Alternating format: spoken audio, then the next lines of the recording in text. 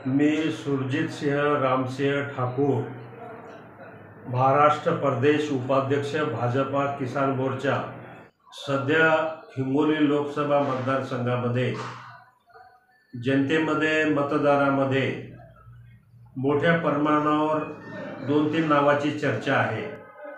ती म्हणजे पहिलं नाव शिवसेनेतर्फे हेमंतजी पाटील माजी खासदार, आणि त्याचबरोबर या हिंगोली शहरामध्ये ज्यांनी शिव म्हणून काम केलं, विकास केला, असे रामदास पाटील सुमठाणकर की ज्यांना विकासाचा अनुभव असलेला, त्यांचं सुद्धा मोठ्या प्रमाणात नाव पुढं आहे।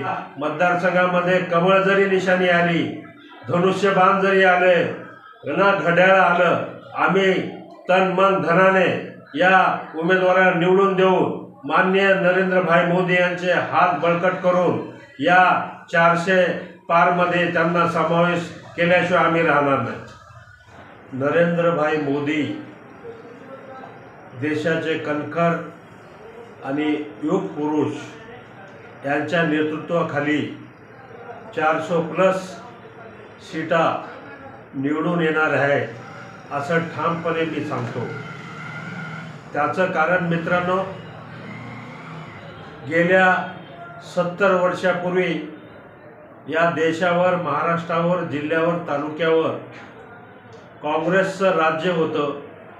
त्या 70 वर्षाच्या कालखंडामध्ये या देशातील शेतकरी बांधवाचा प्रश्न, सुशिक्षित बेकाराचा प्रश्न, मागासवर्गाचा प्रश्न, त्याचबरोबर आमच्या खेड्या वाड्या ताड्याचा सर्वांगीण विकास कुठंच झालेला दिसत नाही।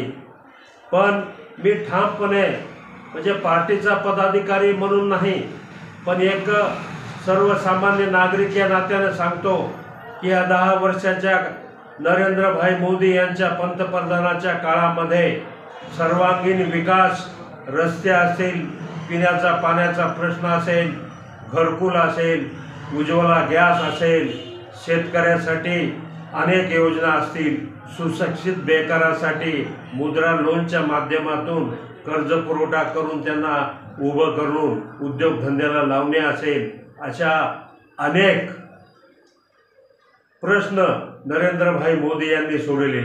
एवढ्यावरच हे थांबलं नाही, पण धार्मिक आसन, सामाजिक आसन, उदाहरणार्थ 500 वर्षापूर्वीचा श्रीराम, आमचे आराध्य दैवत श्रीराम प्रभू यांचा जे विषय गंभीर होता, त्यासाठी कैक लढाया, कैक जणांचे बलिदान झाले, पण प्रश्न मिटला नाही।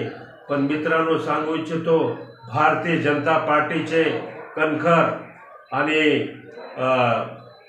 जे नेतृत्व या देशाला लाभलं, नरेंद्र भाई मोदी यांच्या रूपानं अयोध्याचा प्रश्न निकाली काढून त्या ठिकाणी भव्य आणि दिव्य असं मंदिर भारतीय जनता पार्टीच्या माननीय श्री नरेंद्र भाई मोदीच्या नेतृत्वाखाली झालं। एवढ्यावर मोदी साहेब नाही थांबले, तर या जम्मू काश्मीरमध्ये 370च्या नावाखाली नंगा नाच चालत होता।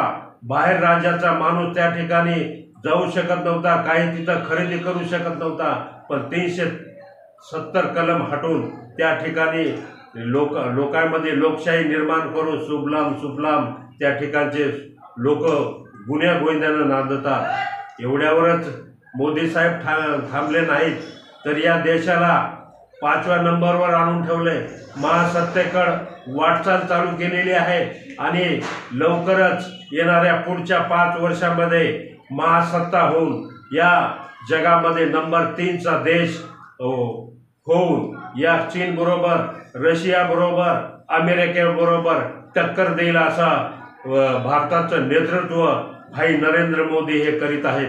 म्हणून मी सर्व मतदार बंधू आणि भगिनींना विनंती करतो की मित्रांनो, विकासाच्या नावावर शेतकरी बांधवाला सुखाचे दिवस येण्यासाठी, सुशिक्षित बेकाराच्या हाताला काम मिळण्यासाठी, माझ्या खेड्यापाड्याचा, शहराचा सर्वांगीण विकास होण्यासाठी आणि मागासवर्गीय बांधवांचे सर्वांगीण प्रश्न सुटण्यासाठी नरेंद्र भाई मोदी यांना निवडून द्या।